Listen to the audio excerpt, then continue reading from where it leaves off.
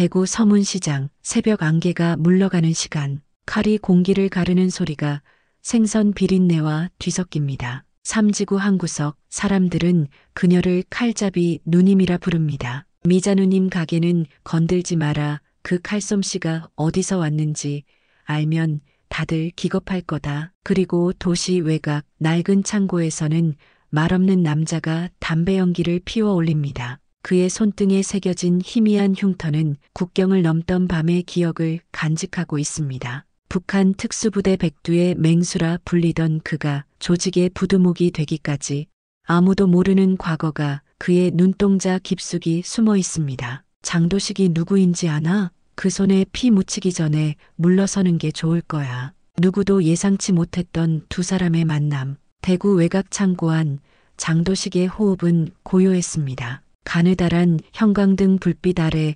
6명의 남자들이 그를 둘러싸고 있었죠. 모두 쇠파이프나 칼을 들고 있었습니다. 장도식은 담배 한 개비를 입에 물고 느릿하게 성냥을 그었어요. 불빛이 번쩍이는 순간 첫 번째 남자가 달려들었습니다. 되져라 새끼야. 장도식의 눈빛은 변하지 않았어요. 마치 물이 흐르듯 그의 몸은 자연스럽게 공격을 피했습니다. 담배를 문 채로 왼손으로 상대의 손목을 붙잡고 오른 팔꿈치로 턱을 강타했죠. 소리도 없이 남자는 쓰러졌습니다. 나머지 5명이 일제히 달려들었어요. 장도식의 머릿속에 갑자기 과거가 스쳐 지나갔습니다. 함경북도 비무장지대 칠흑 같은 어둠 속에서 그와 동료들이 국경을 넘고 있었죠. 북파 공작원으로서 마지막 임무였어요.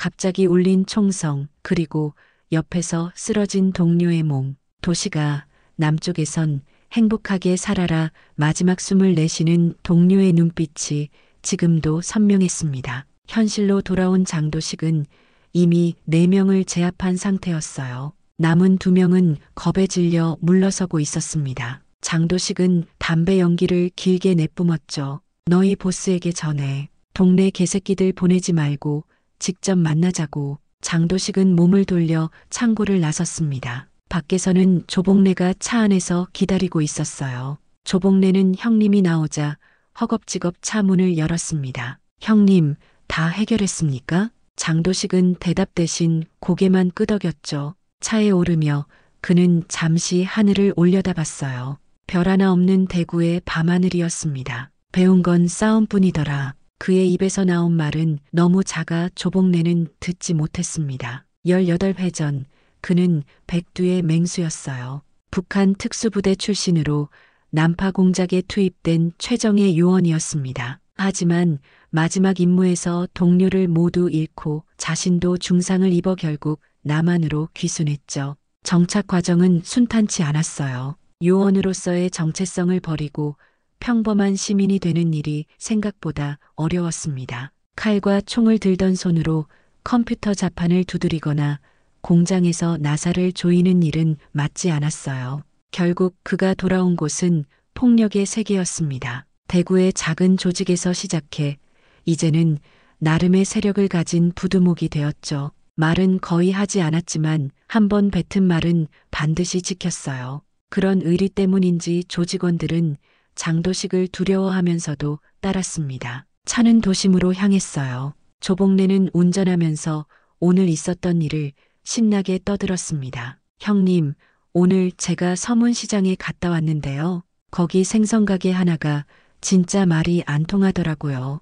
우리가 앞으로 그쪽도 관리하겠다고 했더니 장도식은 창밖을 보며 조복래의 말을 흘려들었어요. 그때 조복래의 손등에 붕대가 감긴 것이 눈에 들어왔습니다. 그게 뭐야? 장도식의 갑작스러운 질문에 조복래는 멈칫했죠. 그는 잠시 말을 고르다가 어색하게 웃었어요. 아, 이거요? 그냥 좀 다쳤습니다. 별거 아니에요. 장도식은 아무 말 없이 조복래를 바라봤습니다. 침묵이 길어지자 조복래는 결국 입을 열었어요. 사실 서문시장에서 좀 다쳤습니다. 형님, 거기 생선 언니가 진짜 사람이 아니에요. 칼질이 무슨 쇼군이더라고요. 서문시장은 대구의 심장과도 같은 곳이었습니다. 50년 넘게 이어져 온 전통시장으로 좁은 골목마다 삶의 냄새가 가득했죠. 조복래는 그곳에 처음 발을 들였어요. 조직에서는 막내에 가까운 그였지만 이번 일을 성공시키면 인정받을 수 있을 거라고 생각했습니다. 이 동네도 이제 우리 세상이 될 거야. 조복래는 혼자 중얼거리며 시장 골목을 돌아다녔어요. 머리부터 발끝까지 검은색으로 차려입은 그의 모습은 시장 분위기와는 동떨어져 보였습니다. 상인들은 그를 힐끔힐끔 쳐다보며 경계의 눈빛을 보냈죠. 삼직으로 접어들자 넓은 생선 코너가 나타났어요. 각종 해산물이 얼음 위에 진열되어 있었습니다. 조복래는 그 중에서 가장 큰 가게를 눈여겨보았죠. 간판에는 미자 수산이라고 쓰여 있었어요. 카운터에는 40 초반으로 보이는 여자가 서 있었습니다. 머리는 짧게 자른 단발이었고 앞치마를 두른 모습이었지만 어딘가 보통 생선 장수 같지 않은 기운이 느껴졌어요. 그녀의 손에는 긴 칼이 들려 있었고 그 칼로 연어를 썰고 있었습니다. 조복래는 가게 앞에 멈춰서서 담배를 꺼내 물었어요. 일부러 가게 안으로 연기를 불어넣었죠. 손님들이 인상을 찌푸리며 멀어졌습니다. 여기서 담배 피우지 마세요. 손님들 음식 사가시는 데예요. 윤미자의 목소리는 차분했지만 단단한 강철 같은 느낌이 담겨 있었어요. 조복래는 비웃듯 담배를 더 깊게 빨았습니다. 아줌마, 내가 누군지 알아요? 이제 이 시장도 우리 구역이 될 거예요. 미리 인사드리러 왔습니다. 윤미자는 손을 멈추고 조복래를 바라봤죠. 그녀의 눈빛에는 아무런 두려움이 없었어요. 오히려 조복래를 위아래로 훑어보더니 피식 웃었습니다. 애송이가 어디서 담배부터 끄세요. 여기는 내 가게니까. 주변 상인들이 조용히 물러나기 시작했어요. 시장 사람들은 칼잡이 누님의 성격을 잘 알고 있었죠. 조복래는 이런 반응이 처음이라 당황했습니다. 하지만 체면을 구기고 싶지 않았어요. 아줌마 말을 가르쳐줘야겠네. 조복래는 담배를 바닥에 던지고 발로 비벼 껐습니다. 그리고 윤미자의 가게로 성큼 들어섰어요. 카운터 위에 놓인 생선을 손으로 쓸어버렸죠. 얼음과 생선이 바닥에 나뒹굴었습니다. 이게 뭐하는 짓이에요? 윤미자의 목소리가 한 옥타브 낮아졌어요. 조복래는 비웃으며 카운터 위로 손을 뻗어 윤미자의 앞치마를 잡아당겼습니다. 아줌마 말 안 통하네. 우리 형님한테 가서. 조복래의 말이 끝나기도 전에 은빛이 번쩍였어요. 윤미자의 손에 들린 칼이 공기를 가르며 움직였습니다. 조복래는 본능적으로 몸을 뒤로 물렸지만 오른손 등에 날카로운 통증이 느껴졌어요. 피가 솟구쳤습니다. 뭐야? 윤미자는 칼을 손에 쥔 채 조복래를 노려봤죠. 그녀의 자세는 마치 무용수처럼 유연하면서도 견고했어요. 주변 상인들은 입을 다물고 상황을 지켜보고 있었습니다. 이게 마지막 경고예요. 다시는 내 가게에 얼씬도 하지 마세요. 다음엔 손가락이 아니라 팔이 날아갈 거니까. 조복래는 손에서 흐르는 피를 보며 눈을 크게 떴습니다. 그는 평소라면 덤벼들었겠지만 윤미자의 눈빛에서 진짜 살기를 느꼈어요. 그는 뒷걸음질 치며 가게를 빠져나왔죠. 미친, 이거 두고 보자. 조복래는 상처 입은 손을 감싸며 시장을 빠져나왔어요. 그의 뒤로 윤미자는 다시 태연하게 칼을 들고 생선을 다듬기 시작했습니다. 마치 아무 일도 없었다는 듯이 말이죠. 시장 상인들 사이에서는 작은 웃음소리가 퍼져나갔어요. 역시 우리 누님이야. 오늘도 한 놈 가르쳤네 라는 속삭임이 오갔습니다. 윤미자에게 있어 이런 일은 그저 일상의 한 장면일 뿐이었어요. 하지만 그녀는 이번 일이 그렇게 간단히 끝나지 않을 거라는 걸 본능적으로 알고 있었습니다. 대구 외곽의 낡은 건물 2층 장도식의 사무실에는 담배 연기가 자욱했습니다. 창문 틈으로 새어 들어오는 햇살이 연기 사이로 희미하게 춤추고 있었죠. 방 안에는 오늘 아침 급히 소집된 조직의 핵심 구성원 5명이 모여 있었어요. 조복래는 오른손에 붕대를 두르고 구석에 앉아 있었습니다. 이렇게 된 이상 서문시장에 본격적으로 들어가야 합니다. 우리가 대구에서 세력을 넓히려면 그 시장은 꼭 필요해요. 말하는 사람은 마석이라 불리는 40대 중반의 남자였어요. 그는 장도식의 오른팔로 조직의 실무를 총괄하고 있었습니다. 마석은 지도를 펼쳐 서문시장 구역을 가리켰죠. 문제는 그 칼잡이 누님입니다. 시장 상인들이 그녀를 중심으로 뭉쳐 있어서 우리가 들어가기 쉽지 않아요. 마석의 말에 조복래가 화를 참지 못하고 끼어들었습니다. 그 여자 완전 미쳤어요. 제가 인사만 했는데 칼부터 휘둘렀다니까요. 우리가 쳐들어가서 확 쓸어버려야. 장도식이 손을 들자 조복래는 즉시 입을 다물었어요. 방안이 조용해졌습니다. 장도식은 천천히 담배를 빨고 연기를 내뿜었죠. 서문시장은 우리한테 필요한 곳입니까? 장도식의 질문에 마석이 고개를 끄덕였어요. 네, 형님. 매출도 좋고 현금 유통량도 많습니다. 게다가 시장 주변 상가들도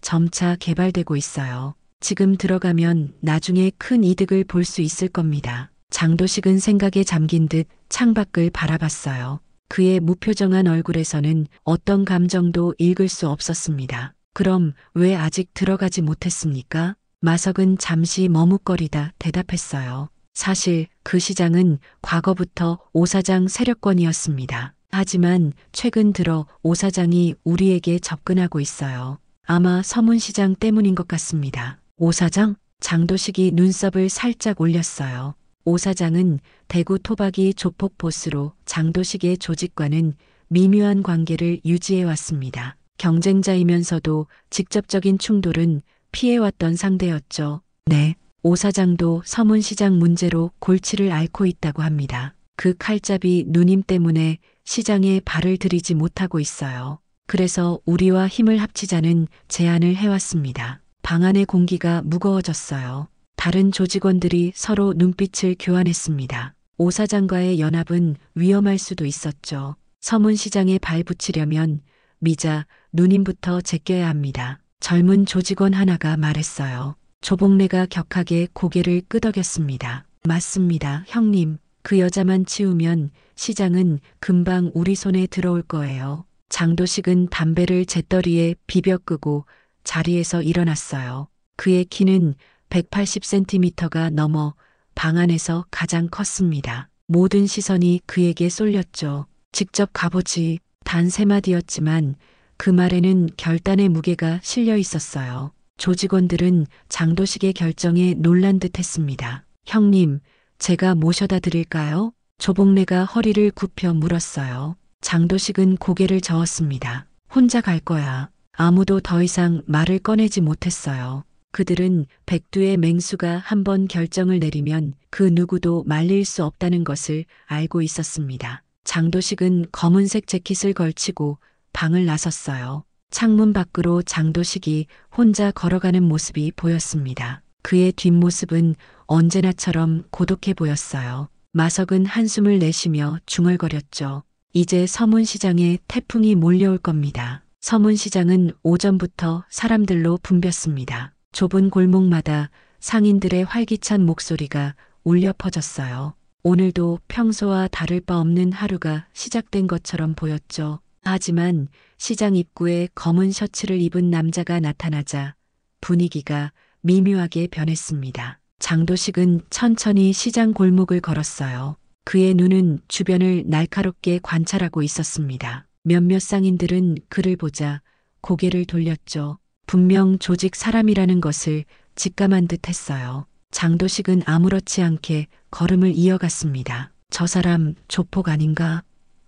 쉿, 목소리 낮춰. 들리면 어쩌려고 요즘 이상한 사람들이 자주 오네. 상인들의 작은 속삭임이 장도식의 귀에 들렸어요. 그는 표정 변화 없이 계속 걸었습니다. 삼직으로 접어들자 생선 냄새가 강하게 풍겼죠. 장도식은 발걸음을 멈추고 주변을 둘러봤어요. 여러 생선 가게 중에서도 한 곳이 특히 눈에 띄었습니다. 미자 수산이라는 간판이 걸린 곳이었어요. 장도식이 그 가게 앞에 멈춰서자 주변의 상인들이 더욱 소곤거리기 시작했습니다. 저 사람 미자, 누님 가게로 가네. 오늘은 누님이 손님인가 봐. 저 사람 저번에 다친 애송이랑 같은 패거리 아냐?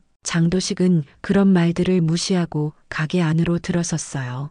가게 안에는 손님이 몇 명 있었지만 장도식이 들어오자 하나둘 자리를 피했습니다. 얼마 지나지 않아 가게 안에는 장도식과 카운터 뒤에 서 있는 여자만 남았죠. 윤미자는 42살이었지만 그보다 훨씬 젊어 보였어요. 짧은 단발머리에 날렵한 몸매, 그리고 무엇보다 날카로운 눈빛이 그녀의 특징이었습니다. 그녀는 큰 참치를 칼로 해체하고 있었죠. 그 솜씨는 예술에 가까웠어요. 장도식은 잠시 그 모습을 바라보았습니다. 윤미자는 처음에는 장도식을 보지 않는 척했어요. 하지만 그가 계속 서 있자 마지못해 고개를 들었습니다. 뭐 필요한 거라도 있으세요? 장도식은 대답 대신 진열대의 생선을 가리켰어요.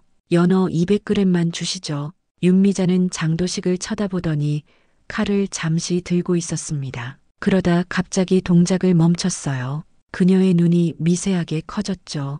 윤미자는 칼을 도마 위에 내려놓고 장도식을 자세히 살폈습니다. 당신 어디서 본 것 같은데요? 장도식은 무표정한 얼굴로 윤미자를 바라봤어요. 그는 자신이 누구인지 말한 적이 없었고 이 여자를 만난 적도 없었습니다. 적어도 그가 기억하는 한은 말이죠. 윤미자는 참치를 내려놓고 손을 천천히 닦았어요. 그리고 카운터 너머로 장도식을 더 가까이서 관찰했습니다. 마치 오래된 수수께끼를 풀려는 듯한 눈빛이었죠. 오랜만이네. 냄새가 비슷하더라. 군인 냄새. 장도식의 눈이 처음으로 감정을 드러냈어요.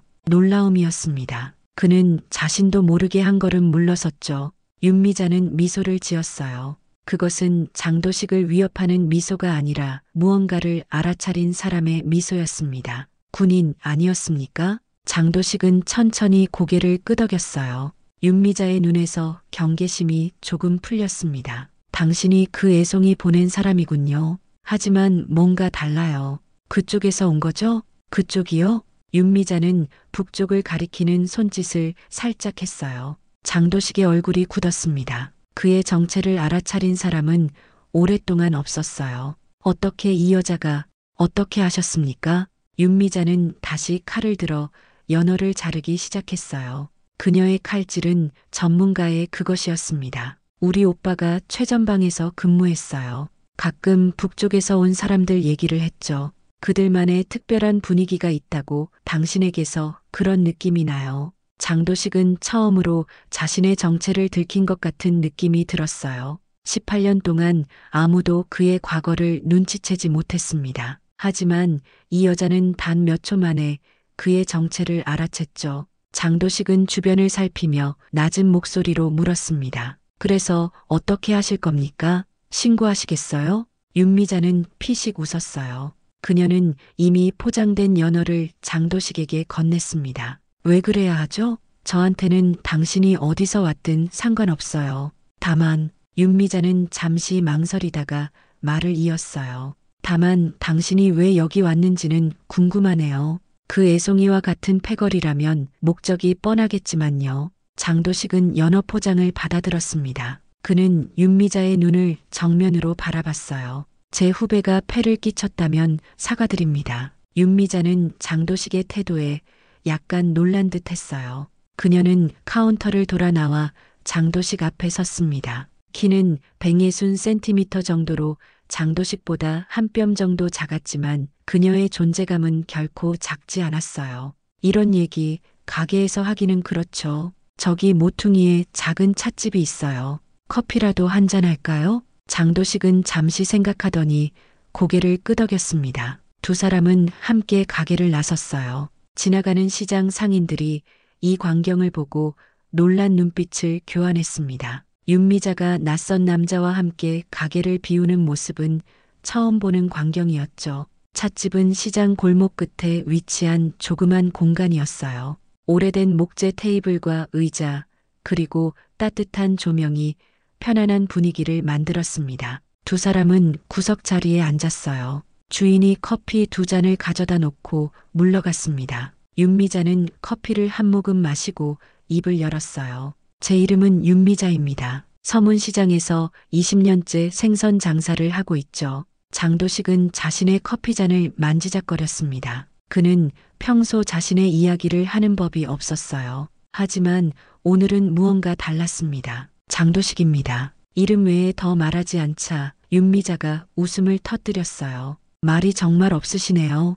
괜찮아요. 묻지 않을게요. 그쪽 사정은 복잡할 테니까요. 장도식은 얼굴을 들어 윤미자를 바라봤습니다. 그녀의 눈에는 적대감이 없었어요. 오히려 이해와 같은 감정이 담겨 있었죠. 시장에서 칼잡이 누님으로 불린다면서요. 윤미자는 미소를 지었어요. 그녀의 손이 무의식적으로 테이블 위에서 칼을 쥐는 동작을 흉내냈습니다. 그건 옛날 이야기죠. 25살 때까지 전국을 돌며 칼춤을 췄어요. 민속 칼춤 대회에서 상도 많이 받았고요. 칼춤이요? 장도식의 표정에 약간의 관심이 엿보였습니다. 윤미자는 고개를 끄덕였어요. 네, 우리 아버지가 무용 선생님이셨거든요. 어릴 때부터 칼춤을 배웠죠. 하지만 그뿐만이 아니었어요.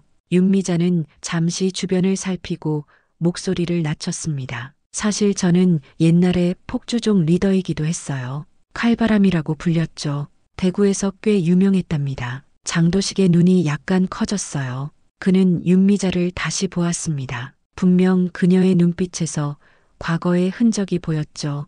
야생적이면서도 날카로운 눈빛이었습니다. 지금은요? 지금은 그냥 생선 파는 아줌마예요. 어머니가 병으로 돌아가시고 시장 가게를 물려받았거든요. 이제는 이곳이 제 세상이 됐습니다. 윤미자와 장도식의 대화는 예상보다 오래 이어졌습니다. 서로의 이야기를 나누진 않았지만 둘 사이에는 묘한 공감대가 형성되고 있었어요. 두 사람 모두 평범한 삶에서 벗어난 과거를 가지고 있었고 지금은 자신만의 방식으로 살아가고 있었죠. 당신 조직에서 우리 시장을 노리고 있다고 들었어요. 윤미자가 갑자기 화제를 바꿨습니다. 장도식은 잠시 침묵했어요. 시장이 좋은 자리입니까? 윤미자는 창밖을 바라보며 대답했어요. 그럼요. 돈도 많이 돌고 사람도 많죠. 하지만 그것보다 그녀는 잠시 말을 멈추고 장도식을 바라봤습니다. 이곳은 우리의 삶이에요. 서문시장은 단순한 장사터가 아니라 사람들의 역사와 추억이 담긴 공간이죠. 저희 어머니 때부터 이어온 가게도 있고 30년 넘게 한자리를 지킨 상인들도 많아요. 장도식은 머그잔을 들어 커피를 한 모금 마셨습니다. 그는 윤미자의 말을 곱씹었어요. 조직의 입장에서는 그저 돈이 모이는 곳이었지만 이곳 사람들에게는 삶 그 자체였죠. 당신 같은 사람이 왜 조직에 있는지 모르겠네요. 윤미자의 말에 장도식은 약간 당황했어요. 그는 자신의 눈을 내리깔았습니다. 가진 게 그것밖에 없어서요. 둘의 대화가 이어지던 그때 찻집 문이 거칠게 열렸어요. 조복래가 숨을 헐떡이며 들어왔습니다. 형님, 큰일 났습니다. 오 사장이. 조복래는 윤미자를 보고 말을 멈췄어요. 그의 눈이 커졌습니다. 장도식은 자리에서 일어났어요. 무슨 일이야? 오 사장이 사람들을 모아서 서문시장으로 향하고 있습니다. 20명은 될 거예요. 다들 무장했고요. 윤미자가 벌떡 일어났습니다. 그녀의 얼굴이 창백해졌어요. 시장에 있는 사람들은요? 조복래는 윤미자를 무시하고 장도식만 바라봤습니다. 형님, 오 사장이 우리를 배신했어요. 어젯밤에 만나서 서문시장을 함께 접수하자고 했는데 오늘 혼자 움직이기 시작했습니다. 우리 조직에도 위협이 될 거예요. 장도식의 눈빛이 차갑게 변했습니다. 그는 조복래에게 짧게 지시했어요. 차 있어? 네, 형님. 바로 앞에요. 장도식은 윤미자를 바라봤습니다. 그녀는 이미 문을 향해 달려가고 있었어요. 내 가게. 세 사람은 급히 찻집을 나와 조복래의 차에 올랐습니다. 하지만 이미 늦었어요. 시장 입구에는 검은 옷을 입은 남자들이 모여 있었고 안에서는 비명소리가 들렸죠. 윤미자는 차에서 뛰어내려 시장 안으로 달려갔습니다. 미자 씨, 장도식이 그녀를 따라 뛰었어요. 시장 안은 아수라장이었습니다. 상인들은 공포에 질려 피하고 있었고 오 사장의 부하들은 가게를 하나둘씩 부수고 있었어요. 특히 삼지구의 미자, 수산이 그들의 주요 표적이었습니다. 윤미자는 자신의 가게 앞에 도착했을 때 절망적인 광경을 목격했어요. 유리창은 모두 깨져 있었고 진열대는 뒤집혀 있었으며 값비싼 생선들이 바닥에 나뒹굴고 있었습니다. 한 남자가 커다란 도끼로 냉장고를 내리치고 있었어요. 그만해. 윤미자가 달려들었지만 두 명의 건장한 남자가 그녀를 붙잡았습니다. 윤미자는 발버둥 쳤지만 꼼짝할 수 없었어요. 오 사장님이 인사하랍니다. 시장 관리비를 안 내면 이런 일이 또 생긴대요. 그들의 비웃음 속에서 윤미자의 눈에 눈물이 고였습니다. 어머니로부터 물려받은 가게, 그녀의 전부인 그곳이 파괴되고 있었어요. 그때 누군가 남자 하나의 목덜미를 강하게 내리쳤습니다. 그 남자는 소리도 없이 쓰러졌어요. 다른 남자가 뒤를 돌아보는 순간 장도식의 주먹이 그의 얼굴을 강타했습니다. 윤미자는 붙잡힌 손을 풀고 비틀거리며 물러섰어요. 당신, 장도식의 눈빛은 완전히 달라져 있었습니다. 그의 눈에는 살기가 서려 있었어요. 그는 도끼를 든 남자를 향해 천천히 걸어갔습니다. 이게 뭐 하는 짓입니까? 장도식의 목소리는 낮고 차가웠어요. 도끼를 든 남자는 장도식을 알아보고 당황한 듯 했습니다.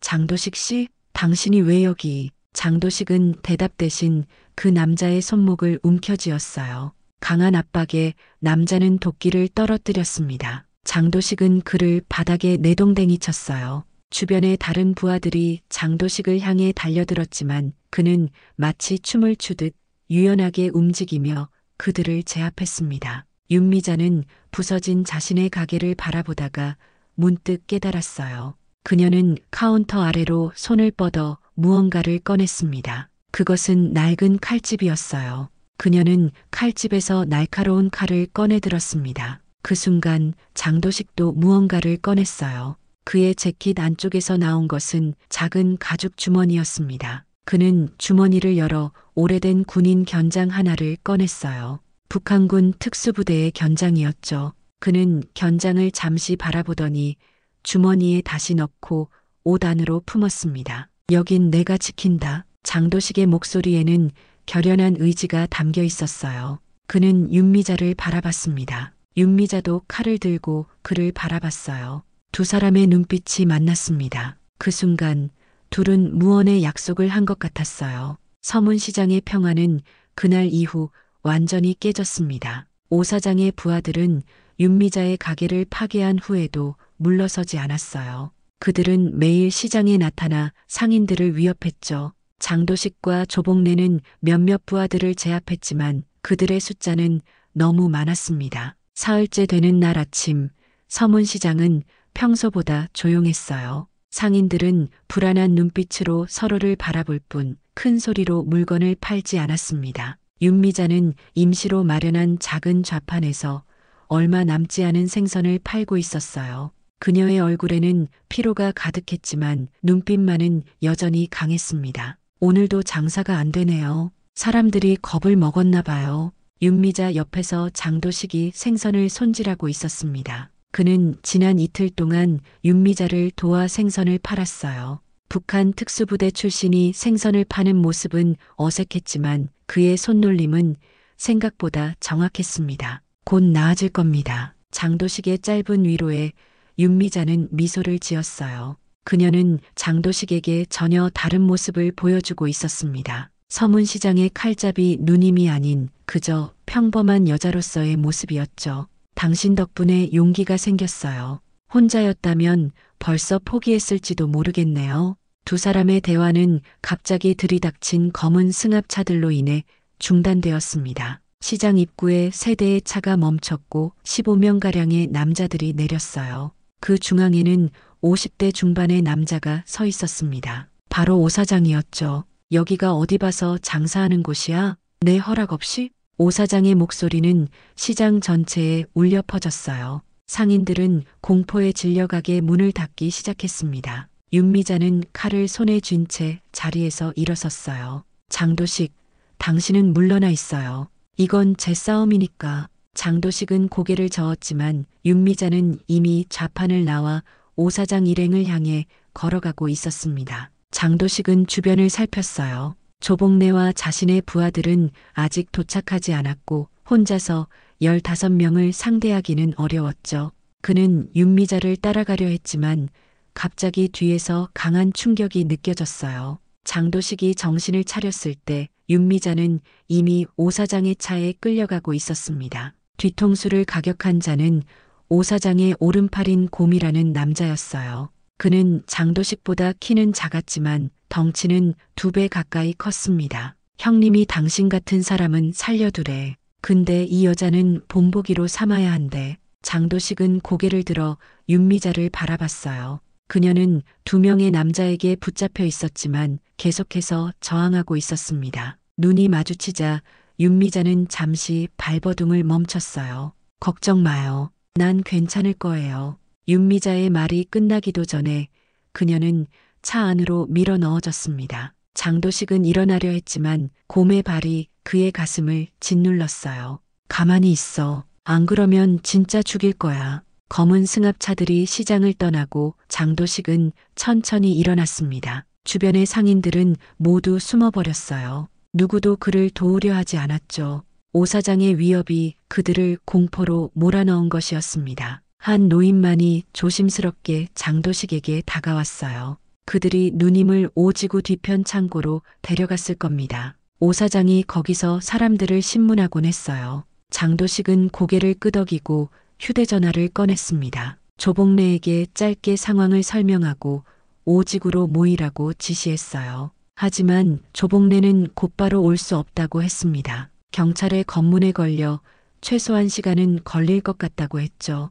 혼자 가야겠군. 장도식은 노인에게 고개를 숙여 감사를 표하고 시장을 빠져나갔어요. 그는 이 지역 지리를 잘 알지 못했지만 본능적으로 오지구 방향을 감지했습니다. 북한 특수부대 시절 다져진 직감이었죠. 해가 지기 시작하면서 서문시장 주변은 어둠에 잠겨갔어요. 장도식은 후미진 골목을 따라 오지구로 향했습니다. 그곳은 시장의 가장 외곽에 위치한 창고 구역이었어요. 불법 거래가 이루어지는 곳이기도 했죠. 장도식은 오지구 담벼락 뒤에 숨어 상황을 살폈습니다. 창고 앞에는 5명의 경비가 서 있었어요. 모두 칼이나 쇠파이프를 들고 있었죠. 창고 안에서는 희미한 불빛이 새어나왔습니다. 윤미자, 장도식은 입술을 깨물었어요. 그는 자신의 재킷 안쪽 주머니에서 가죽 주머니를 꺼냈습니다. 주머니 안에는 북한 특수부대 견장과 함께 오래된 사진 한 장이 들어 있었어요.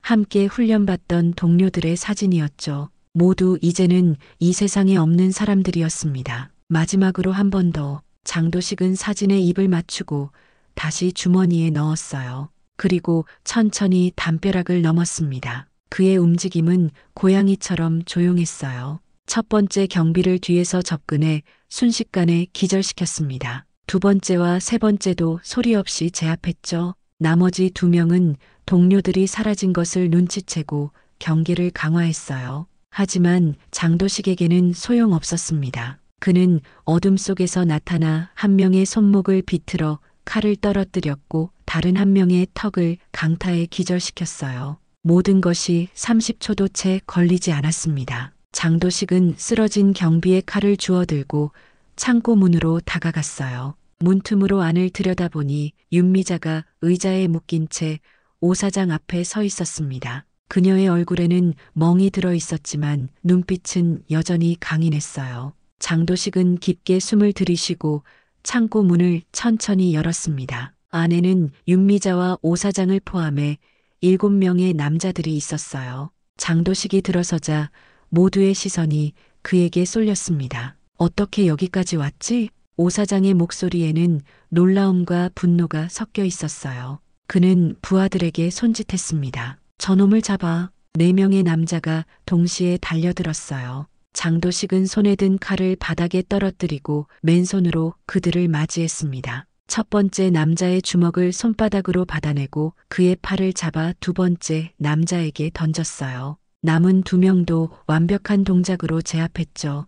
북파 공작원 시절의 모든 기술이 그의 몸에서 되살아났습니다. 내가 백두의 맹수였던 장도식이구나. 오 사장의 눈이 커졌어요. 그는 장도식의 정체를 알아챈 듯 했습니다. 북한 특수부대 출신의 전설적인 요원에 대한 소문은 이 바닥에서도 돌고 있었죠. 그래, 내가 그 사람이다. 장도식은 오 사장을 향해 천천히 걸어갔어요. 남은 두 명의 부하가 그를 막아섰지만 장도식은 눈 깜짝할 사이에 그들을 쓰러뜨렸습니다. 이제 오 사장만 남았어요. 기다려요. 윤미자의 목소리가 창고 안에 울려 퍼졌습니다. 장도식이 뒤를 돌아보니 윤미자는 이미 결박을 풀고 일어서 있었어요. 그녀의 손에는 어디선가 찾은 칼이 들려 있었습니다. 이자는 제가 처리할게요.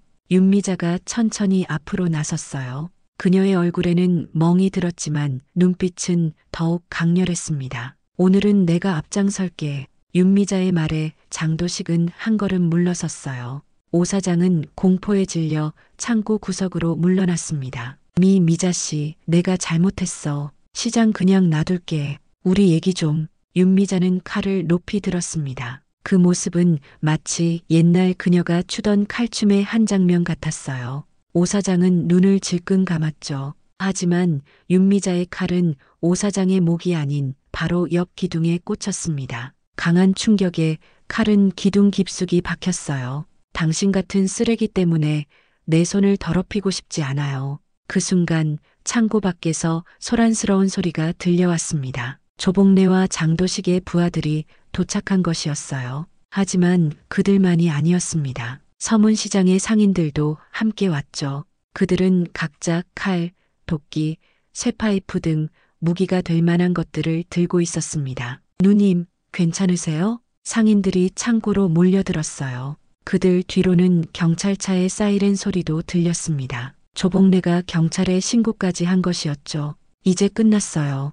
윤미자는 장도식을 바라보며 미소 지었어요. 장도식도 처음으로 미소를 지어 보였습니다. 일주일 후 서문시장은 새로운 활기를 되찾았어요. 오 사장은 경찰에 체포되어 구속되었고 그의 조직은 해체되었습니다. 상인들은 서문시장 연합을 결성해 시장을 스스로 지키기로 결의했어요. 그리고 그 중심에는 윤미자가 있었죠. 윤미자의 가게는 완전히 새롭게 단장되었습니다. 시장 상인들이 모두 힘을 모아 도와주었어요. 새 간판에는 백두수산이라고 쓰여 있었습니다. 야, 연어는 이렇게 써는 거야, 멍청아. 윤미자는 장도식의 손놀림을 지켜보며 투덜거렸어요. 장도식은 검은 앞치마를 두르고 생선을 손질하고 있었습니다. 북한 특수부대 출신이 생선 장수 보조가 된 것이죠. 네, 사장님. 장도식의 무뚝뚝한 대답에 주변 상인들이 웃음을 터뜨렸어요. 윤미자도 함께 웃었습니다. 그녀의 웃음소리는 맑고 경쾌했어요. 장도식은 생선을 손질하면서 문득 생각했습니다. 18회 전 그가 남한에 온 이유는 무엇이었을까요? 자유, 평화, 아니면 그저 살아남기 위해서였을까요? 하지만 이제 그는 알았어요. 그가 진정으로 찾아 헤맸던 것은 바로 집이었다는 것을요. 그리고 이제 그는 자신의 집을 찾았습니다. 서문시장, 그리고 윤미자와 함께. 도식씨, 오늘 장사 끝나고 같이 소주 한잔 할래요? 내가 쏠게요. 윤미자의 제안에 장도식은 고개를 끄덕였습니다. 그의 얼굴에는 오랜만에 편안한 미소가 번졌어요. 백두의 맹수는 이제 서문시장의 평범한 생선 장수가 되었습니다. 그리고 그것이 그가 진정으로 원했던 삶이었어요.